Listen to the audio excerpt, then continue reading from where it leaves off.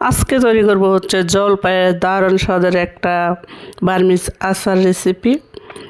Hello, আসসালামু আলাইকুম। কেমন আছেন সবাই? আশা করছি ভালো আছেন। আমি আপনি ভালো আছি। Welcome to my channel Sharnaz kitchen. Sharnaz কিচেনের আজকের রেসিপি হচ্ছে জলপাইয়ের দারুণ স্বাদের একটা বার্মিজ আচার। এই আচারটা বানানোর সাথে সাথে দেখবেন শেষ হয়ে গেছে এবং বানিয়ে কিন্তু আপনি সারা বছর টেবিলেও রেখে দিতে পারবেন। তো এখানে আমি 1 কেজির মতো জলপাই নিয়েছি। এই জলপাইগুলোকে আমি ধুয়ে পরিষ্কার করে নিয়েছি আগেই। এখন তো বাজারে মনে করেন অ্যাভেলেবেল জলপাই পাওয়া যায়, কম দামেও পাবেন, আবার একটু বড় বড় সাইজের হলে দামের মধ্যে পাবেন। তো এইগুলো নিয়েছিল 50 টাকা কেজি। আমি এনে ফ্রিজে রেখে দিয়েছিলাম। যে কটা পাকা ছিল সে কটা আরও পেকে গেছে। তো পেকে গেছে, আমার সমস্যা নেই। আমি এখন হচ্ছে এগুলোকে ভাপিয়ে নিব। তো তার জন্য পেকে গেছে, তাতে সমস্যা নেই। তো এখন সবগুলোকে দিয়ে দিচ্ছি। দিয়ে আমি সামান্য অল্প একটু পানি দিয়ে দেবো এটাতে। যে দেখতে পাচ্ছেন পানিটুকু, এই পানিটুকু দিয়ে আমি জলপাইটুকুকে সিদ্ধ করব। যেহেতু জলপাই সিদ্ধ হতে বেশি সময় লাগবে না, আর জলপাই থেকেও কিছুটা পানি উঠবে। তো এখন সিদ্ধ করে নিচ্ছি, অফ ক্যামেরায় সিদ্ধ করে নিব। তার আগে আপনারা যেখান থেকে আমার ভিডিওটা দেখছেন, প্লিজ ভালো লাগলে লাইক কমেন্ট শেয়ার করবেন অ্যান্ড সাবস্ক্রাইব করতে ভুলবেন না প্লিজ। আর যদি ফেসবুক থেকেও শারনাজ কিচেন দেখে দেখেন তাহলে একটা ফলো দিতে ভুলবেন না। তো জলপাইটা সিদ্ধ হয়ে যাওয়ার পর আমি ঘন্টাখানেক রেখে দিয়েছিলাম ঠান্ডা হওয়ার জন্য। তারপরে আমি এখন বিচিগুলো বের করে নিচ্ছি। ভিডিওটা না টেনে সম্পূর্ণ ভিডিওটা দেখবেন, তাহলে বুঝতে পারবেন যে আচারটা আমি কীভাবে তৈরি করেছি। যদি মাঝখান দিয়ে টেনে টেনে দেখেন তাহলে তো আর বুঝতে পারবেন না যে আমি কীভাবে তৈরি করেছি। এখন বিচিগুলো বের করে আমি একটা ব্লেন্ডারে নিয়ে নিচ্ছি। সবগুলো একসাথে করা যাবে না, তো আমি সময় স্বল্পতার জন্য একসাথে দিয়েছিলাম, কিন্তু পারিনি, আমি 2বারে করেছি।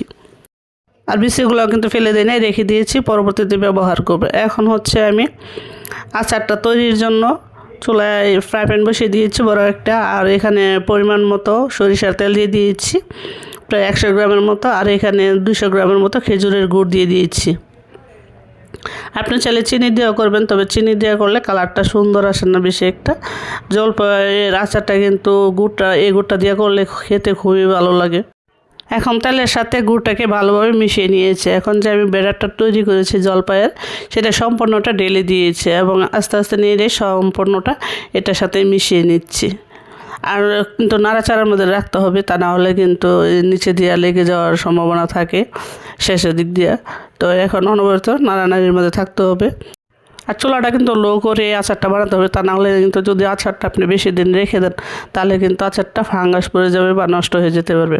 তবে আপনি এখানে কিন্তু সিরকা ব্যবহার করতে পারবেন 2 টেবিল চামচের মতো। আমি কিন্তু সিরকা ব্যবহার করবো। আমি ফ্রিজে রেখে দিয়েছি, বাচ্চারা যখন ভালো লাগবে বের করে খেয়ে নেবে। আর যদি টেবিলে রাখতে চান তাহলে সেখানে আপনি 2 চামচের মতো সিরকা অ্যাড করে দিতে পারেন। এখন হচ্ছে আমি যে বিচিগুলো রেখে দিয়েছিলাম জলপাইয়ের, সেই বিচিগুলো আমি এটাতে অ্যাড করে দিচ্ছি, কারণ বিচি ছাড়া আচার খেতে ভালো লাগে না। তো এখন আমি অনেকগুলা চিলি ফ্লেক্স দিয়ে দিচ্ছি। আমি এটা তৈরি করে নিয়েছি, রোদে দিয়ে শুকিয়ে ভেজে নিয়ে নেই। তো এখানে আমি প্রায় 2 চামচের উপরে আমি চিলি ফ্লেক্স দিয়েছি, যেহেতু এটা ঝাল ঝাল করে খাবে, তো সেজন্য।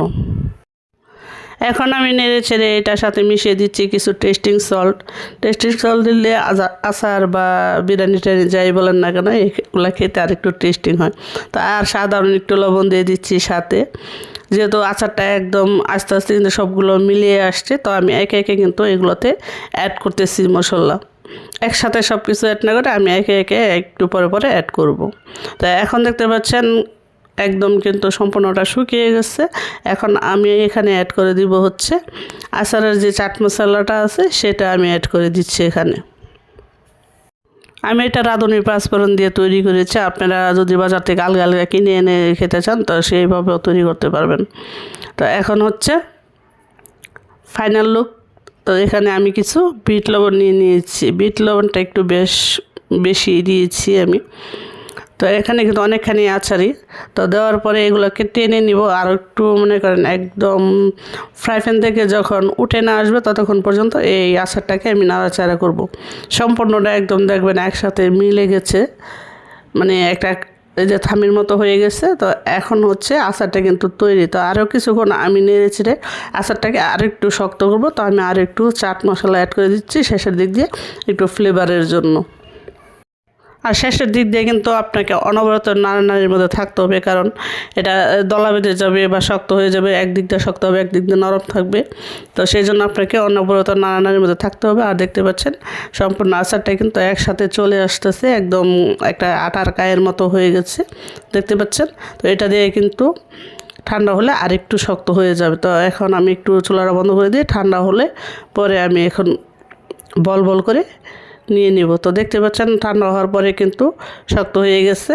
তো আমি একটু সরিষার তেল হাতে ভালো করে মিলিয়ে নিয়েছি এবং এগুলো দিয়ে ছোট্ট বল বল করে আপনি আপনার পছন্দ মতো সাইজ করে নিতে পারেন, লম্বা করে, গোল করে, বা যে কোনোভাবে আপনি রেখে দিতে পারবেন, বা আপনি যেভাবে আছে সেভাবেও রেখে দিতে পারবেন। তবে আমি গোল গোল করে রেখে দিচ্ছি, কারণ আমার মেয়ে স্কুল থেকে এসে আচার পছন্দ করে।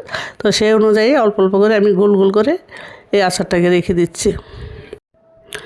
এখন সবগুলো আচারে আমি এখানে পরিবেশন করে দেখাচ্ছি। আচারটি কত সুন্দর, একদম লোভনীয় একটা কালার, আর খেতে তো মনে করেন অসম্ভব মজা হয়েছে। আমার মেয়ে বলছে তার কাছে নাকি এই আচারটা একদম পারফেক্ট মনে হয়েছে, সবচেয়ে মানে আচারের সেরা নাকি তার কাছে মনে হয়েছে এই আচারটা।